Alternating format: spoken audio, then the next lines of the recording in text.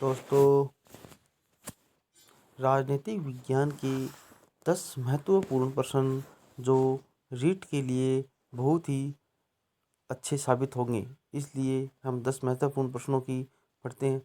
उच्चतम न्यायालय के न्यायाधीशों की संख्या की वृद्धि करने की शक्ति किसके पास है? उच्चतम न्यायालय के न्यायाधीशों की दोस्तों संख्या की वृद्धि करने की जो शक्ति वृद्धि है वह दोस्तों संसद को दी गई है। इसलिए उच्चतम न्यायालय के न्यायाधीशों की संख्या की वृद्धि संसद के पास है। अगला क्वेश्चन, भारत के प्रधानमंत्री, हमारे देश के प्रधानमंत्री नियुक्त होते हैं, निर्वाचित होते हैं या मनोनीत होते हैं या चयनित होते हैं? तो हमारे देश के जो प्रधानमंत्री हैं वो दोस्तों नियुक्त किए जाते हैं, न कि निर्वाचित किए जाते हैं। इसलिए हमारे देश के प्रधानमंत्री को नियुक्त किया जाता है। अगला क्वेश्चन, भारतीय संसद में शामिल है। भारतीय संसद, यदि भारतीय संसद किन किन से मिलकर बनती है?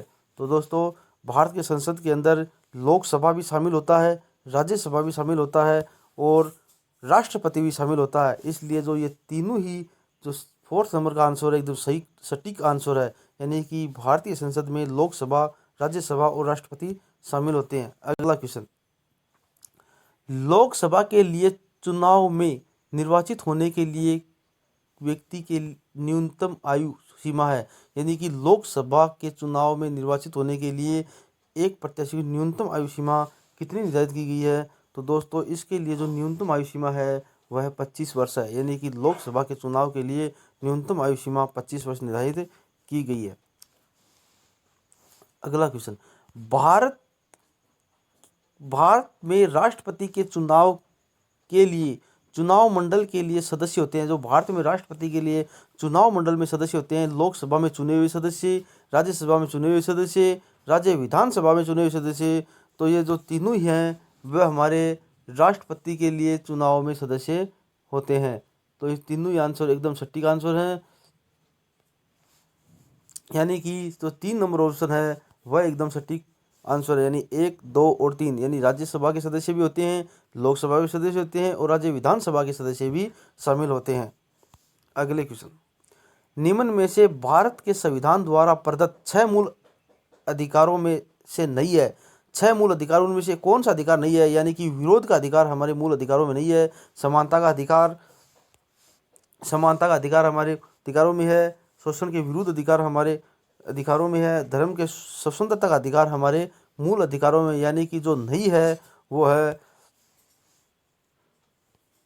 जो ये विरोध का अधिकार। हम ये हमारे नहीं, इसका सही आंसर है वह बी नंबर आंसर एकदम सटीक आंसर है। अगला क्वेश्चन, संविधान सभा में उद्देश्य प्रस्ताव निम्न में से एक के द्वारा प्रस्तुत किया गया।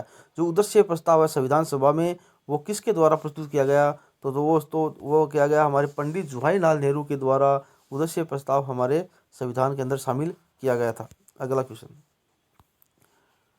राज्यपाल को अध्यादेश जारी करने संबंधी शक्ति का उल्लेख है।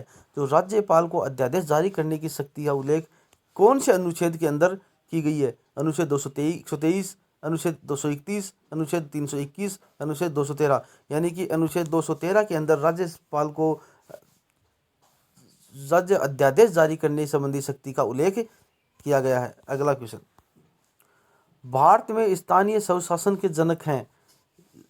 दोस्तों भारत में स्थानीय स्वशासन के जनक यानी कि लॉर्ड रिपन भारत में स्थानीय स्वशासन के जनक के रूप में जाने जाते हैं। अगला क्वेश्चन, राज्य विधानमंडल में निम्न सदन को कहा जाता है। यदि राज्य विधानमंडल के अंदर जो निम्न सदन है, राज्य विधान निम्न सदन हम कहते हैं विधानसभा, यानी कि राज्य विधानमंडल के अंदर निम्न सदन को हम कहते हैं विधानसभा। तो दोस्तों ये 10 महत्वपूर्ण प्रश्न थे जो रीट की तैयारी के लिए बहुत ही महत्वपूर्ण साबित हो गए। तो दोस्तों एक बार मैं आपको ज़रूर कहना चाहता हूँ कि आप ज़रूर से ज़रूर मेरे चैनल को लाइक करें, सब्सक्राइब करें और अपने दोस्तों को ज़्यादा से ज़्यादा शेयर करें। अगली वीडियो में अगले 10 प्रश्न में और आपके लिए लेकर आऊँगा। थैंक यू दोस्तों, धन्यवाद।